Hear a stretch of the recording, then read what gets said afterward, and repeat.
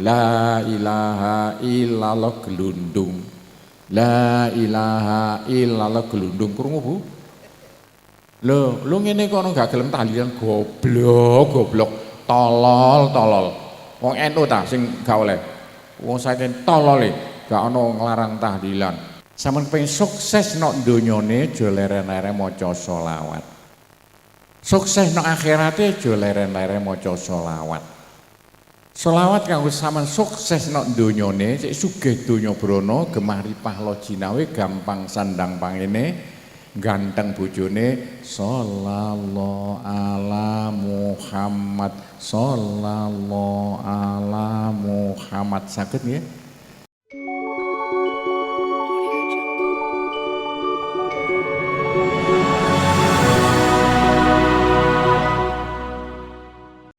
Assalamualaikum warahmatullahi wabarakatuh.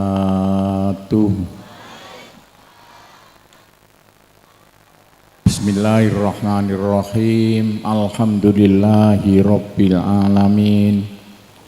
Wassalatu wassalamu ala asyrafil anbiya wal mursalin sayyidina Muhammadin wa ala alihi wa sahbihi ajmain, amma ba'du. Ingkang minulya para alim ulama, sesepuh sedaya ingkang sanget kawula mulyakaken bapak-bapak kiai sedaya mawon ingkang minulya. Bapak Lurah, Bapak Camat, Bapak Dan Rame lan sedaya ingkang tumut rawuh teng mriki. Hadirin sedaya ingkang sanget kawula mulyakaken, alhamdulillah. Monggo sareng-sareng muji syukur dumateng ngersane Allah Subhanahu wa taala. Sholawat dan salam muga-muga tetep dumateng Kanjeng Nabi Muhammad sallallahu alaihi wasallam. Hadirin sing kami mulya, sejatining kula bagian donga. Tapi kek napa malih kadung dikongkon nggih tak cerita-cerita. Soale napa nggih wong tuwane Lamongan pun telas karek kula tok sing gak mati-mati. Awet urip dadakan. Terus bagian misoi kalau menangan di radio dewe, di TV dewe, di pondok pesantren dewe, di pabrik-pabrik pirang-pirang dewe, nanti menangan. Alhamdulillah, Pondok Sunan Derajat pun noto ekonomi. Soalnya nopo biyen Sunan Derajat niku zamane Wali Songo bagian ekonomi. Sunan Gresik bagian hakim. Tadi bagian ekonomi ini ke Sunan Derajat, noto duit, noto sandang pangane Sunan Derajat. Wali Songo nggih pondok jumlahe 9. Sing 8 pun telas. Karek sitok satu-satunya sing asli kantun pondok Sunan Derajat. Dadi ini pondok Sunan Derajat telas nggih telas. Tinggalane Wali Songo ingkang lo sukses ngislamno Indonesia saking Hindu lan Buddha tanpa geger gendroyono niku Wali Songo. Mekah mlebu Islam kok kalah perang. Gak kalah perang gak mlebu Islam Mekah. Lho ceritane pulau Jawa mboten iki asale Hindu Buddha 100%, tanpa perang mara mlebu Islam niku jasane Wali Songo. Wali Songo niku sapa Pak Ko? Wali Songo anak turune Kanjeng Nabi sing dibantai no Arab Saudi. Lho kek napa? Diuper-uper ape dipateni melarikan diri ring Pulau Jawa. Niku ceritane niku ngoten, kasarane gampangane. Ngene wae. Lah jujuke ten pundi? Ten Tuban. Kemudian kerajaan Mojopahit, lha niku Syekh Jamaluddin jujuk ten Tuban. Kali Raja Mojopahit malah dihormati dikeno omah ten kene Jatirogo. Sama harus ngriko lho, Jatirogo pasareane ben Holmes di kulo.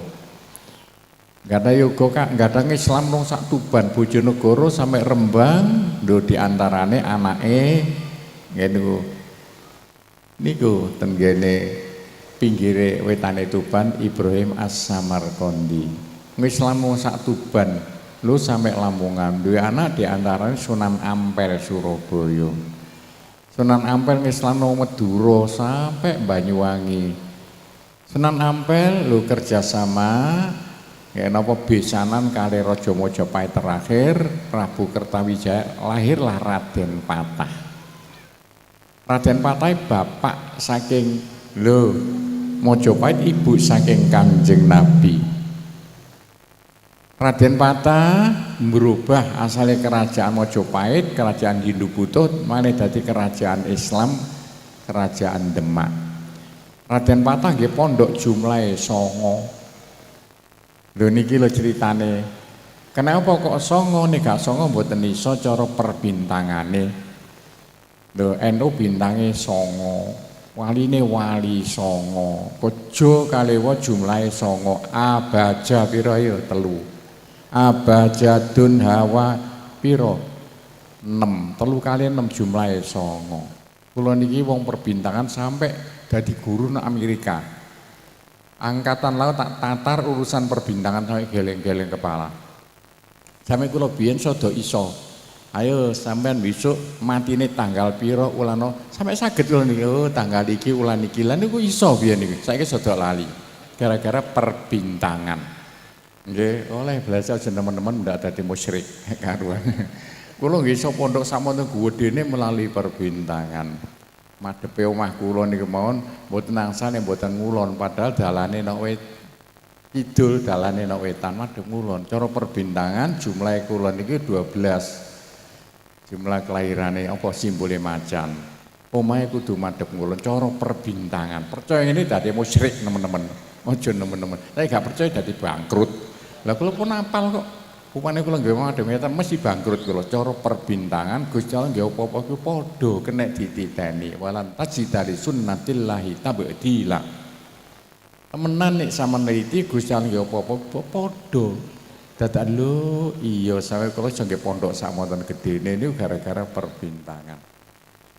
Hadirin sedaya kami nulya nggih kula sukses iso napa nuku petrokimia. Petro tak tuku. Lho, kula nggawe pabrik gula sama gedene teng kidule Babat. Sama delok 100 hektar pabrik kula gadahan kula. Gadah 3. Lho ngeten iki napa? Mergo perbintangan. Pak Gopun mbok ya diulangi, cek iso sugih dhuwit kaya sampean carane kaya apa? Carane gampang. Gusti Allah nantang sampeyan Al-Qur'ane kok udhuni astajib lakum. Menungso njaluk ora ngaku tak kei Quran lho. Gusti Allah lho. Lah nek wong karek kere goblok gak gelem njaluk. Gusti Allah nantang menungso njaluk ora ngaku tak kei. Udhuni astajib lakum. Quran menungso njaluk ora ngaku tak kei. Lan njaluk paling mandi loro mone cekak suwe-suwe. Siji pakai peresane kitab sak jagat Fatihah. Loro peresane zikir sak jagat la ilaha illallah, la ilaha illallah pun Bu. Nek sampeyan sugih nek swarga, mlebu swarga gak padha lho Pak. Wong paling melarat mlebu swarga nggo ganjaran saithik, swargane elek, bojone elek, kendaraane elek, goblok. Wong paling susah mlebu swarga nang kere. Mergo mek nggo ganjaran saithik. Pak Gopo cek sugih nek swarga carane kaya apa? Jo leren-leren maca Fatihah. Kanjeng Nabi ngendika maca Fatihah sepisan ganjarane luwih akeh tinimbang maca Quran ping 10. Krungu kepiye? Maca Fatihah sepisan ganjarane luwih akeh tinimbang maca Quran ping 10. Kanjeng Nabi ngendika lho. Maca Fatihah sepisan mek pirang menit. Lho, lah kok ganjarane? Lho. Fatihah nek diniati kanggo njaluk dhuwit gak ana tandingane. Kapiku sampeyan iso kaya kula. Pun kula bongkar rahasia kula saithik taun 8 dosa. Taun 70 kok keliru, taun 70. Kula ditodong kali kiai kula Yai Makhrus Lirboyo. Katakane tak eling-eling, "Fon nek kon pengen paling sugih sak Kabupaten Lamongan gak ana sing nandingi. Aja lali bendina maca Fatihah ping 1000 taun 70. Lho kiai sing paling terkenal ten kidule Pondok Sarang gak tau gelem medhuki wong. Sing dipun mek kula tok. Wis tuwek ngoten. Kula gek mlebu, lho padha mawon kan. Kon besok bakal dadi wong paling sugih sak Lamongan. Padha kok iso padha. Iku kula mondok ten Sarang kali mondok ten Lirboyo. Lah carane sugih kek napa tambah kula ditodhong ken waca Fatihah ben dina ping 1000 niate njaluk sugih donya brana. Maca Fatihah sepisan ganjarane luwih akeh timbang maca Quran ping sedasa. Lho. Lah terus kek napa? Ping 1000 niku dipotong karek pira? Karek 313. Keliru. 300 Sampai ping sugih Buya aja leren maca Fatihah ben dina ping 300 jumlahe dina setahun. Kakean Pak Gopur. Ping 170. 170 jumlahe huruf ayat kursi. Kakean Pak Gopur ping 49. 49 iku apa? Fatihah 7 ayat 7 ping 7 49. Kakean Pak Gopur ping 21. Wis saiki wong. Ayo Bu, aja leren-leren maca Fatihah. Niate njaluk dhuwit, gak oleh ganjaran gak oleh. Tapi oleh dhuwit akeh. Ganjarane mangke nggih masjid nggih langgar kaya kula. Saged Bu ya maca Fatihah ben dina ping selikur utawa ping mandi ben dina ping 49 niate njaluk dhuwit. Lah gampang ta? Ngono gak iso. Maca Fatihah ping 49 ben dina niate njaluk dhuwit. Paling saithik lho. Kurang akeh baleni 49 pindho. Kurang akeh baleni 49 ping 5 ngono kok bingung. Fatihah. Tapi hati-hati lho. Fatihah persane kitab sak jagat sampean wajib ngerti cara Jawane Fatihah. Nek gak ngerti kualat donya akhirat. Ayo wong tuwek-tuwek iki sing gak ngerti cara Jawane Fatihah kualat sampean. Ojo wajib ngerti cara Jawane Fatihah lho. Fatihah iku omong-omongan langsung kali Gusti Allah. Cara Jawane iya kanak butuh dateng panjenengan Gusti kula ngaturaken sembah pangabekti. Wa iya kana stain datang panjenengan Gusti kula nyuwun tulung. Dadan wong tuwek gak ngerti cara Jawane Fatihah. Mbiyen belajar Pak Mudin diulangi. Haram sampean kadek gak ngerti cara Jawane Fatihah. Fatihah persane kitab sak jagat diperes dadi 4 Quran, Zabur, Taurat, Injil diperes dadi Quran, diperes dadi surat Yasin, diperes dadi Fatihah. Fatihah niate macem loro, ana yuridu harsad dunya niate kanggo cek sugih donya brana, enten yuridu harsal akhir niate cek sugih ana swarga. Saged nggih nata niat ditata lho. Wong sing pinter nata niat iki wong sing hebat. Fatihah. Siji. Loro aja leren-leren kok ijazahi kula nggata silsilah sampai Kanjeng Nabi. Persane zikir sak jagat. Zikir mulai Nabi Adam sampai Nabi Muhammad diperes karek siji. La ilaha illallah. La ilaha illallah. Saged Bu ya. Aja ngenteni tahlilan kesuwen saulan pisan. Timbangane turah turu ape bongko turah turu. Aja leren-leren dikir la ilaha illallah. La ilaha illallah. Khasiate Pak Gopur. Sapira akeh dosa sampean. Nek sampean zikir la ilaha illallah lir kadya sapira akeh watu nok dalan keterak slender entek-entek. La ilaha illallah kriyes. La ilaha illallah kertes. Lu ngene kok ana mlebu neraka goblok. Wis aja leren-leren zikir la ilaha illallah aja ngenteni tahlilan kesuwen. Ha iki Nyai Roro Kidul ketuane begejil berusaha macam-macam cara supaya wong Indonesia gak gelem tahlilan. Sing pusate larangan kok kecamatan Paciran. Ayo, soalnya apa? Nyai Roro Kidul ku ngerti asal wong sing gelem tahlilan mesti sik mlebu swarga. Senajan dosane akeh diobong nok neraka sementara. Dadi aja leren-leren dikir la ilaha illallah. Dosa sampean disepuro sedaya. Nek hadise ngoten iki sak pira akeh dosa sampean sama dikir la ilaha illallah lir kadya sak pira akeh watu nok dalan keterak slender entek-entek. Tapi tempungkasane hadis ngeten. Dadi malaikat-malaikat iku njogo Ganjaran sampean ditimbang gal sitok sak semut udak gak ono sing gak ditimbang. Qur'ane ngomong ngono mithqala dzarratin khairan yara. Lah kok enten ganjarane menungso. Malaikat tapi nimbang gak kelar.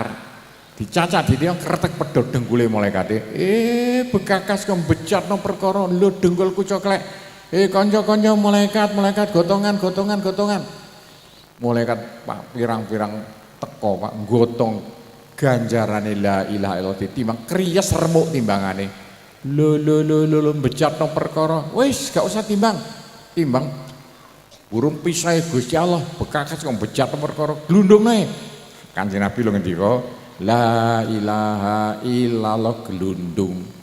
La ilaha illallah gelundung. Krungu Bu? Lho ngene kok gak gelem tahlilan goblok. Tolol. Wong NU ta sing gak oleh. Wong saking tolole gak ono nglarang tahlilan. Niku contone ganjarane gek tak critakno la ilaha illallah tok pun kados mekaten dosane disepuro kabeh numpuk ganjarane gak kira ditimbang saking akeh. Nak penak Pak Gopo nek pendonga sing mandi cek sugih dhuwit kowe sampean treke pirang-pirang dongane apa? Persane la ilaha illallah.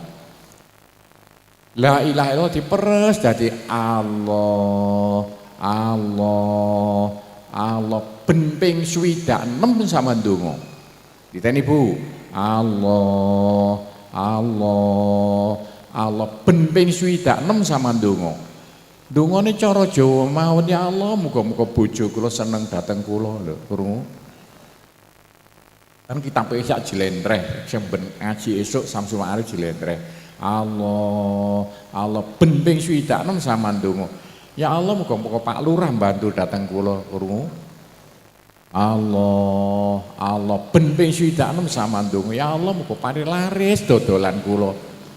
Ono dodolan gak payu kok, plongak goblok. Allah ben ping 26 sama ndonga.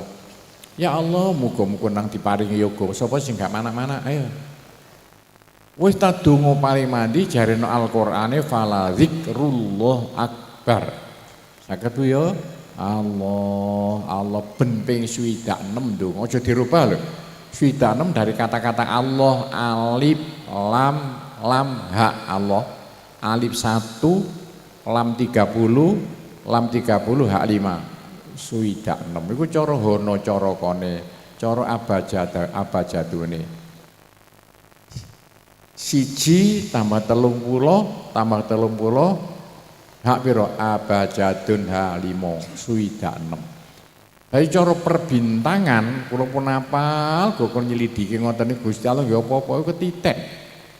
Nek sampean gelem zikir Allah ping 26 sak mangape cangkem sampean njaluk apa? Ngono kok bingung dadakan. Njaluk apa kirangan njaluk apa? Berarti kula ijazahno sampean dititeni. Nek butuh napa-napa langsung lapor ring Gusti Allah. Liwat zikir Allah ben ping 26 ndonga. Penake gampang dadakan niku. Nek kepengin dosane disepuro sedaya, aja lali. Ben mari maca Fatihah napa njuk sepuro lantaran maca Rabbi firli wali walidayya amin. Sapa sing maca Fatihah ben walad dolin maca Rabbi firli wali walidayya amin. Sampeyan gak kira mlebu neraka. Bapak sampean gak kira mlebu neraka. Mbok sampean gak kira mlebu neraka kula gak ada dalile lengkap. Kok sampean mari maca Fatihah gelem ndonga napa? Rabbi firli wali walidayya amin. Ngerti cara jone? Mun gak ngerti. Rabbi Gusti Allah pangeran kula, firli sama sepuro dosa-dosa kula. Wali walidayya dosane bapak kula, dosane ibu kula sama sepuro sedaya sakna aja disiksa. Rabbi firli wali walidayya amin. Ya Allah pira-pira dosa kula, dosane bapak kula, dosane ibu kula sama sepuro sedaya sakna aja disiksa. Saged Bu ya. Wong salat oleh imame sing maca Fatihah waladhdallin Rabbil firli wali walidayya amin. Saged bisa. Oh niku enteng kelakuane gedhi gunane. Sing kula critakno sing enteng-enteng sing abot-abot gak usah critakno. Lak penak ta mosok ngono kok gak iso. Tapi nek iso pen kasil tujuane ben walad dolin ndonga napa ya Allah muga-muga Pak Camat gelem dadi bojo kula. Ya. Walad dolin ya Allah muga-muga payu larang Tegal kula.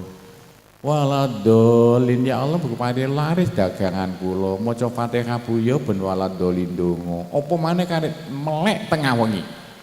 Wis wae koncone turu kabeh sila madhep ngulon. Utawa mbek turun-turun maca Fatihah. Ben walad dolin ndonga ya Allah muga-muga lho paringi laris dodolan kula. Saged nggih Fatihah iku donga paling mandi sebab iku sampeyan wajib ngerti cara Jawane Fatihah. Awas kare gak iso. Iya kanak putu dateng panjenengan Gusti kula ngaturaken sembah pangabekti. Wa iya kana stain dateng yang Gusti kula nyuwun tulung lho Fatihah. Eling-eling.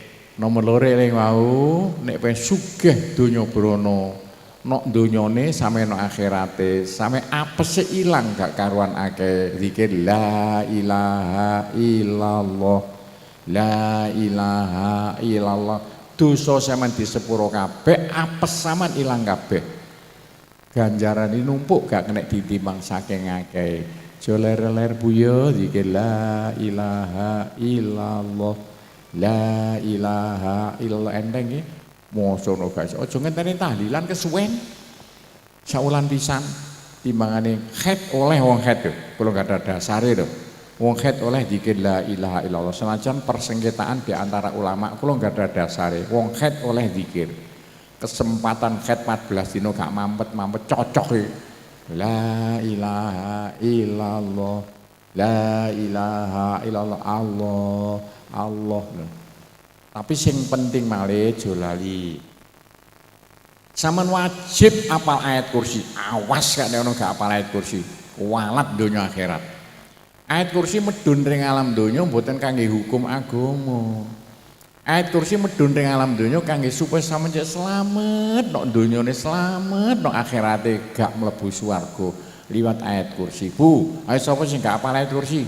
Gak usah cara Jawane. Apal. Lho ki napa?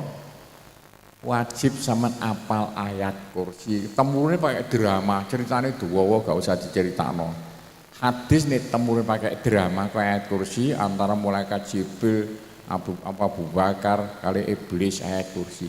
Wis gak usah diceritakno. Jadi sampean wajib apal ayat kursi.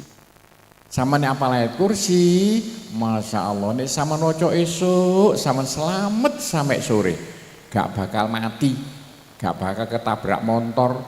Nek diwaca sore selamat sampai esuk. Nek diwaca esuk sore gak mati-mati sampean.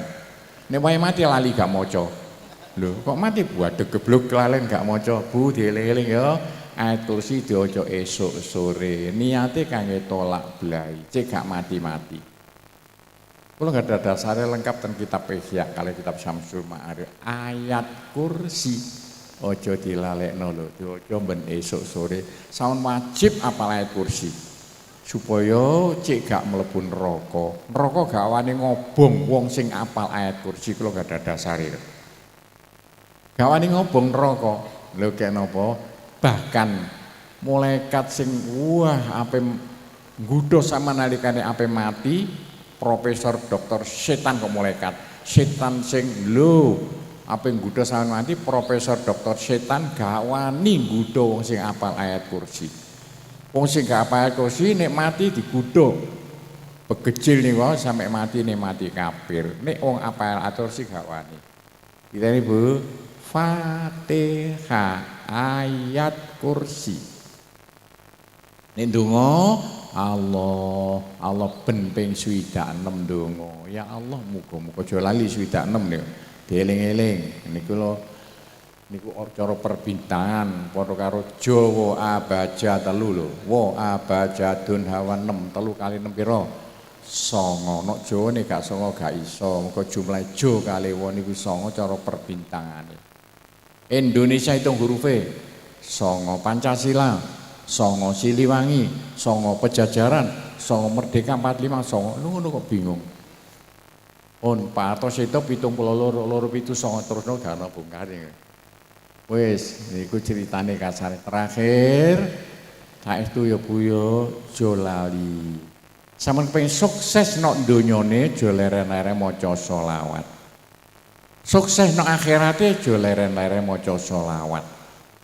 Selawat kanggo sampeyan sukses nok donyane sik sugih donya brana gemah ripah lojinawe gampang sandang pangene ganteng bojone sallallahu ala Muhammad sallallahu ala Muhammad saged nggih lho nek kepen berubah apik kelakuane nakale lunga malih tata kramane apik kenapa Allahumma sholli ala sayyidina Muhammad Allahumma sholli ala sayyidina Muhammad. Ayo sapa sing beling-beling dadi nek jamaah tahlilan Bu nek kapan urusan ndongakno iku didelok-delok dhisik aja diwaca mawon ana sing sallallahu ala Muhammad ana sing Allahumma sholli ala sayyidina Muhammad pun terusi duwowo gak mari-mari nek diceritakno pun bengi sakniki mundak gare membingungno wat ngapari wau kula ijazahno sampean nek gak iso takon ten omah kula monggo kula bendina ten omah kok pun boten kesatan pundi-pundi bagian jaga pondok soalnya pondoke muridé paling kathah sak Indonesia men 16.000 sakniki lha niku kula tugase sebagai wong tuwa lho nggih bagian misoi sapa maneh misoi gak kula di radio dhewe sak mangape cangkem kula gak ada televisi dhewe sak mangape cangkem kula salah kate dirungokno lho nek sampean badhe nyeritakno ten radio Pondok Sunan sampean tulis nggih sama serahno kula nek injing kula lebokno ten radio kula sing ngomong kirangan ngomong nopo sampean tulis tapi nek tulisane kira melanggar agama gak tak waca sering kula niku lho tulisane saking bapak polisi bapak abri bapak negeri kula waca nek kula ngaji esuk asli mulai jam 7 sampai jam 11 jam setengah 11 asli ini nek mari asar rekaman yang menten rekaman tengah wengi rekaman nek asli injing kula ngaji mlebu radio Persada di Persada TV ini injing niku asli lan san butuh napa-napa pengen kula critakno monggo langsung metuki kula monggo ngowe surat monggo kula sering angsal surat saking kepolisian kayak nyeritakno tentang larangan-larangan sing Pak Polisi gak iso nyeritakno kula dikengken tapi gak tak kandhano ke polisi gak tak kandhano kula lebokno kula ngaji soalnya polisi bagian ngandani kaya apa wong lamungane cek iso slamet donyane lah kula tugase kali Pak Yai wong lama cek slamet akhirate pun niki oleh-oleh mboten usah dodo kedua-keduawan mundak sampe aja lali lho Bu ya sallallahu ala Muhammad kali Allah tapi sing aja lali temenan Allah ben ping 6 donga ya Allah muga-muga bojo kula terusno dhewe Allah ben ping 6 donga ya Allah muga-muga anak kula bahkan pun kalau tambahi saidik ini anak sama nakal Bu bojo sama nakal Bu cara ilmu perbintangane sama colong ya pakaian sing nemplek no awake bojo saman sempake nemplek no bojo saman kotange sempake bojo saman sama gegem sing rapet lho niki ilmu alam lho terus sama wacakno nek beling wacana ayat kursi nggih tapi nek supaya bojone cek nurut wacana Fatihah ben walam wis bulane sempake brus ya Allah muga-muga are walah nakale anak kula lho nek beling ayat kursi tapi nek lho cek nurut Fatihah disebulno kotange bojone sepuluh no sempakan nah anak beling sik cilik wis gak usah macem-macem sampean tukokno pakaian sing anyar gres nek iso Pakaian sama sukakno anake sakjurunge dinggo sama macakno Fatihah ping 49. Ben waladoni sepuluh bro ya Allah muga anak kula sregep sekolahe. Maca Fatihah. Ben waladi sebulno pakaiane bro ya Allah ka anak kula paringi lho. Lak gampang ta? Tapi nek anake nakal pakaian sing wis dinggo anake sama gegem sing rapet sama colong ben waladul sebulno sempake bro ya Allah muga anak kula pisah kali terusno dhewe. Saged Bu ya? Wis Fatihah kali ayat kursi kula ulangno sampean dalu niki kula ijazahno kula karena silsilah sampai Kanjeng Nabi. Fatihah kangge nekakno rezeki, ayat kursi kangge tolak belai. Pun kesuwen gak apik suwe-suwe kula dongakno mawon nggih. Ya Allah, muga-muga ingkang kempal temreti sedaya dados keluarga ingkang gemah ripah loh jinawe. Gampang sandang pangane, seger kuwarasan awake, selamat donya akhirate, swarga panggonane. Ya Allah, muga-muga ingkang kempal temreti benjing gruduk-gruduk bareng-bareng mlebu swarga sedaya. Rabbana zalamna anfusana wa illam taghfir lana wa tarhamna lanakunanna minal khasirin. Faghfir lana dzunubana wa kaffir anna sayyi'atina wa adkhilna jannah wa qina adzabannar Allahumma ja'alna wa iyyahum min ibadika wa iyadika wa jiwarika wa amanika wa khizbika wa kanafika min syarri kulli syaitonin wa sultanin wa insin wa baghin wa sabuin wa hayatin wa aqrab min syarri kulli dabbatin anta akhidum bina siyatiha inna rabbi ala siratul mustaqim. Rabbana anzil alaina ma'idatan minas sama takunu lana idali awalina wa akhirina wa ayatan minka warzuqna wa anta khairur raziqin warzuqna wa anta khairur raziqin warzuqna wa anta khairur raziqin. Rabbana atina fid dunya hasanah wa fil akhirati hasanah wa qina adzabannar. Rabbana taqabbal minna innaka ra'ufur rahim wa tub 'alaina innaka antat tawwabur rahim. Allahumma khtim lana min bil khair wa sallallahu ala sayyidina Muhammadin walhamdulillahi rabbil alamin. Pun nggih cekap semanten napa ingkang kula critakno muga-muga manfaati kangge panjenengan sedaya menawi wonten kasare kirang saene kula namung nyuwun gunging pangapura. Kula wangsuli malih ya Allah muga-muga ingkang kempal ten mriki benjing gruduk-gruduk bareng-bareng mlebu swarga sedaya. Wassalamualaikum warahmatullahi wabarakatuh.